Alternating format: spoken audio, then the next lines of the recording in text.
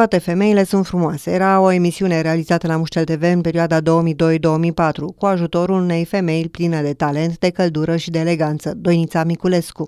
Au trecut 20 de ani de atunci și Doinița nu ne-a mai deschis ușa cabinetului său din Câmpul Lung pentru a face o femeie frumoasă și fericită, ci ușa casei sale din Belgia pentru a ne primi în atelierul său, unde creează pălării pe care le poartă doamnele și domnișoarele pasionate de modă din multe țări. Atelierul este încărcat de flori despre care, la prima impresie, crezi că au fost de curând aduse din câmp sau din sere, dar de fapt sunt realizate chiar de Doinița din mătase fină. Pălările sunt frumoase, dar ca să le creezi trebuie multă muncă, studiu și răbdare. Ca să porți o pălărie, mai ales una cu ornamente florale, trebuie să fii pregătit să împrumuți din frumusețea și eleganța ei și totodată să poți, prin propria atitudine, să o pui în valoare. Astăzi, Doinița ne dezvăluie câte puțin din arta sa, dar și cum să ne bucurăm de arta sa. Este o poveste mai lungă, care a început cu ceva ani în urmă, atunci când am realizat prima lucrare, să zic așa, și a fost buchetul de mireasă pentru nora mea.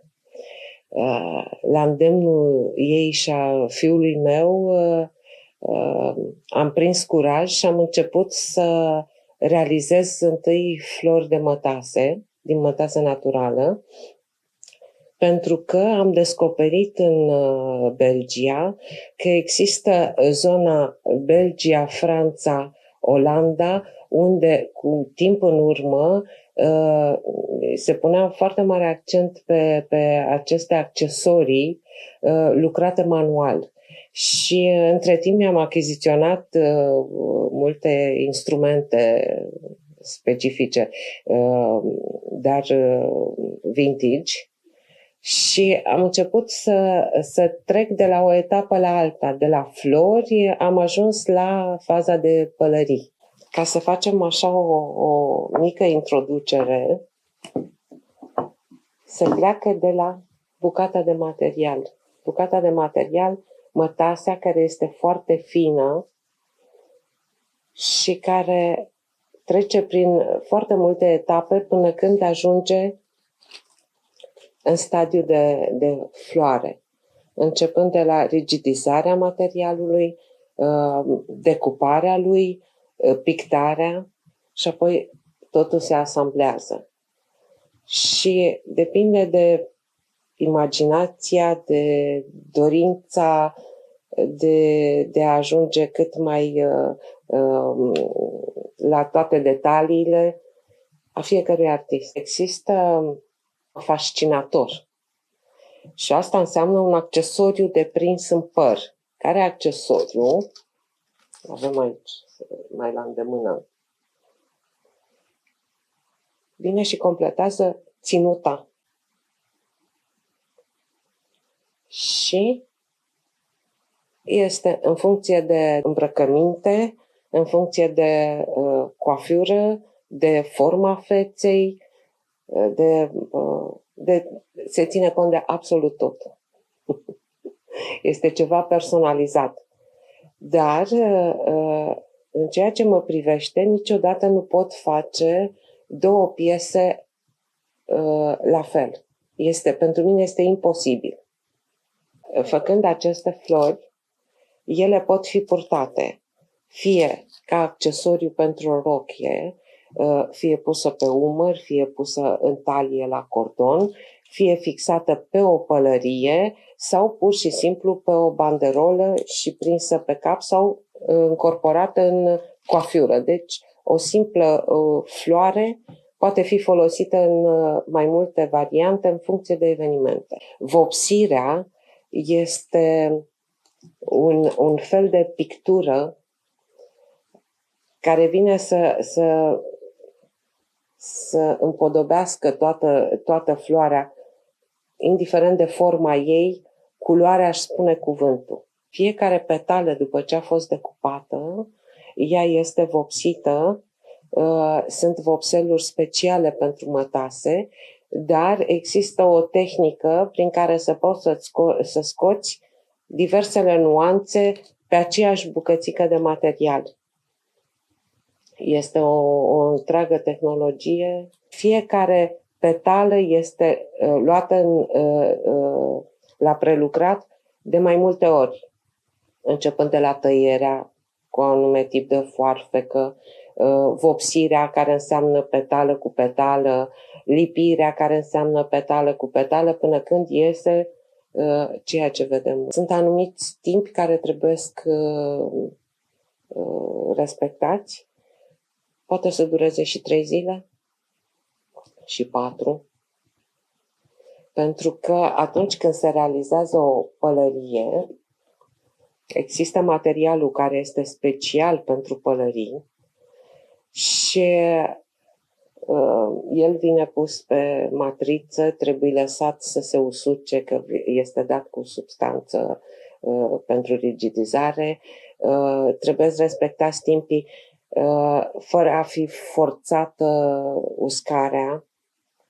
Și apoi există multe alte lucruri până când ea rămâne în formă definitivă. Că îi se pune întăritură pe margine, o sârmă specială, apoi vine făcută marginea ca să arate estetic și abia la final putem ajunge în faza în care să îi fixăm, nu e chiar culoarea care trebuie pentru geam aici, să venim să-i fixăm floarea care și ea la rândul ei cere câteva zile până a fi finisată. Cel mai ușor este de făcut pentru o persoană care vine și solicită un accesoriu pentru, eu știu, un anume eveniment. Pentru că atunci știi foarte clar personalitatea, evenimentul, ținuta. Deci le iei, când creezi, ții cont de absolut totul și ajungi la produsul final. Dar sunt și zile în care inspirația bate la ușă și atunci îi deschizi și începi să creezi. Și în momentul ăla, materialul sau culoarea sau, eu știu, un eveniment, s-a întâmplat ceva, îți dictează ce ai de făcut mai departe. Cum și la montură, ai pe masă multe petale și ele cer unde să fie așezate. Fiecare frunză cere ea unde vrea să stea. Și atunci, stând de vorbă cu materialul, ajungi la produsul finit. Până să reușești să stăpânești tehnica, strici mai multe materiale. Ceea ce este bine de știut, că materialele pe care eu le folosesc, începând de la mătase, vopsea, materialul, soluția de rigidizare, sunt făcute în așa fel încât să reziste în timp. Floarea asta poate fi dată de la o generație la alta, fără ca ea să-și schimbe culoarea, dacă este, bineînțeles, păstrată în condiții, să nu stea în praf. Și atunci o putem lăsa mai departe. Pălăria se poartă pe partea dreaptă. În schimb, floarea ca și accesoriu pentru roche întotdeauna va fi pe partea stângă. Adică trebuie să existe un echilibru între ținută și pălărie. Da, la curse mai sunt admise rochile foarte înflorate și cu o pălărie foarte pompoasă. Dar sunt anumite evenimente care permit lucrul ăsta. În schimb, când se merge la biserică sau la un cocktail, trebuie păstrat un echilibru. Nu trebuie nici să ne încărcăm foarte tare. Și trebuie să vrei, să-ți dorești și să ții cont că ai un accesoriu prețios care să-ți dea și comportamentul.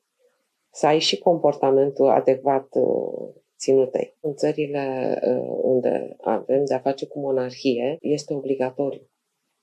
La evenimente, la anumite evenimente este obligatoriu, este un accesoriu care nu are voie să lipsească.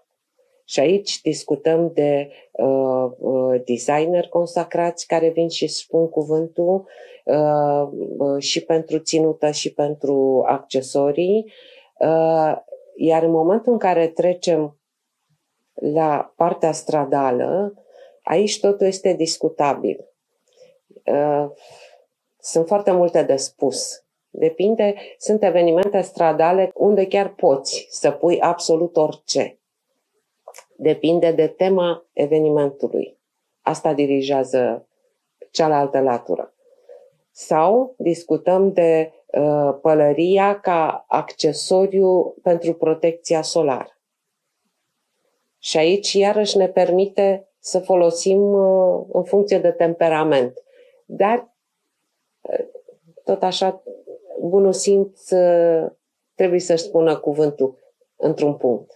Discutăm întâi de rang, dar cei care au și blazon au și un designer care dirigează ținuta. Aici nu contează mărimea, contează designul. Nu dimensiunea dictează, îți arată care este rangul social, ci unicitatea piesei și cât este de asortată cu restul ținutei. Este totul mișcător.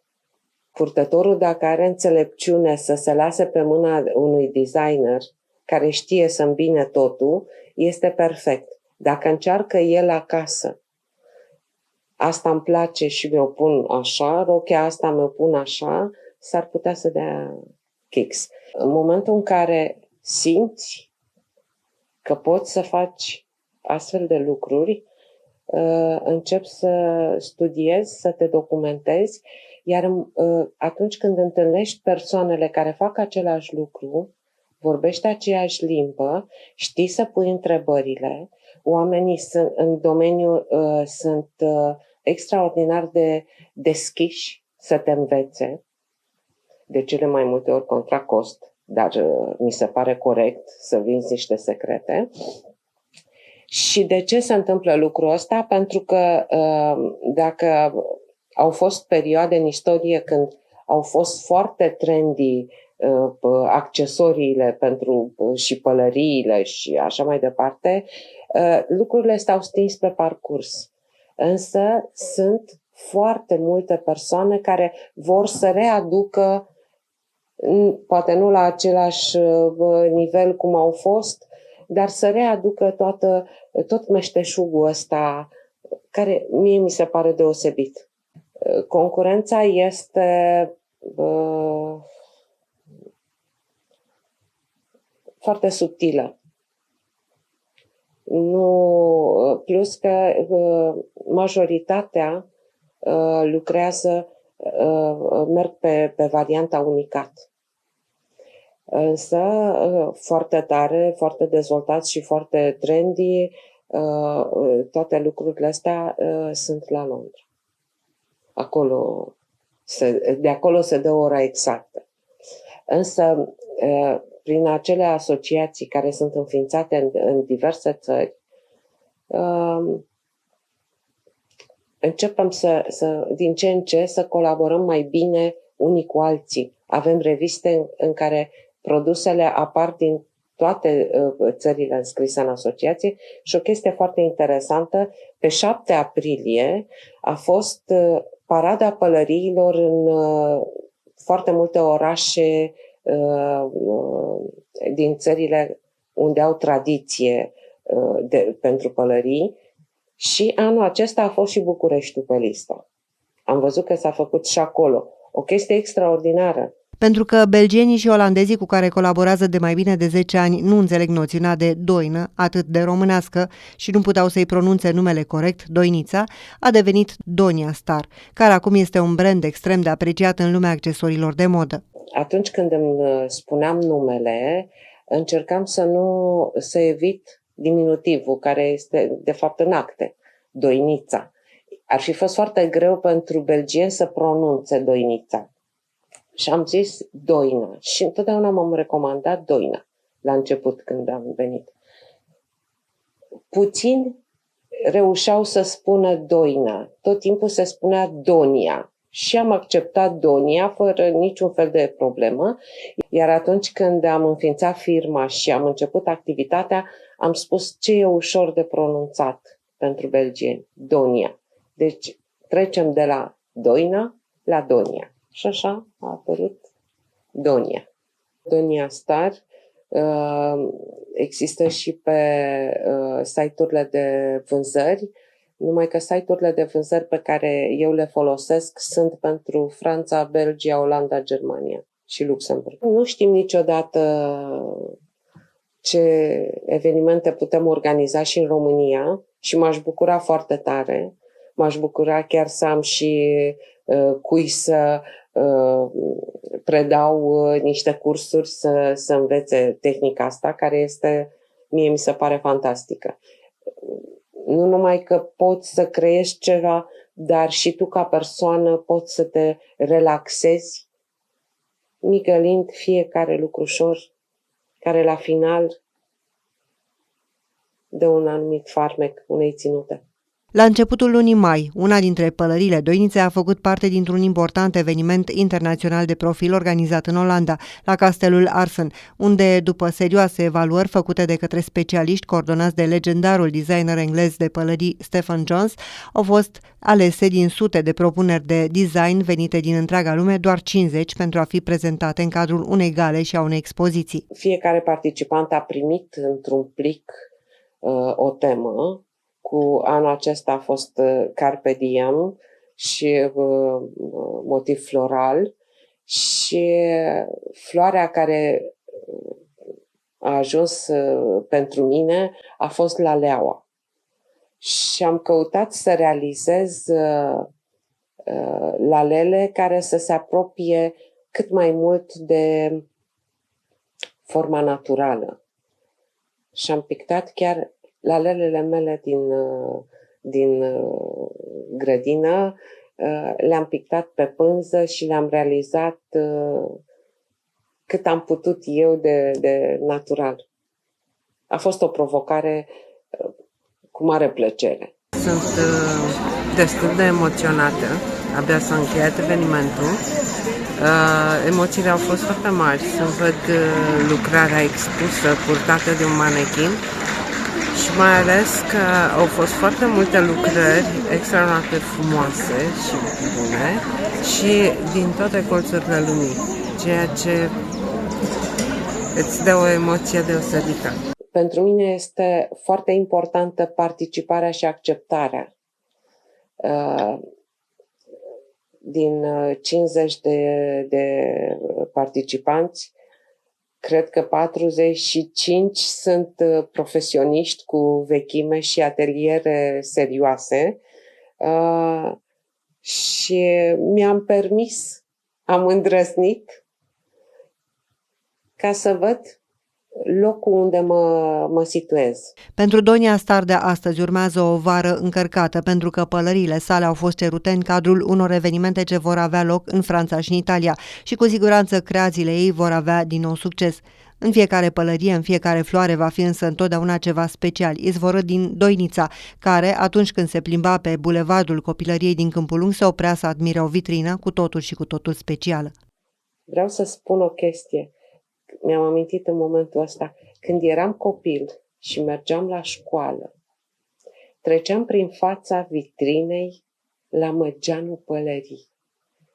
Cred că de puține ori am trecut fără să-mi arunc ochiul în fereastră. Întotdeauna mă uitam să văd dacă a apărut ceva nou, ceva mă atrăgea acolo. Nu puteam să trec fără să mă opresc o secundă, două, să mă uit, să văd dacă e ceva nou în vitrină. Acum mi-am adus aminte de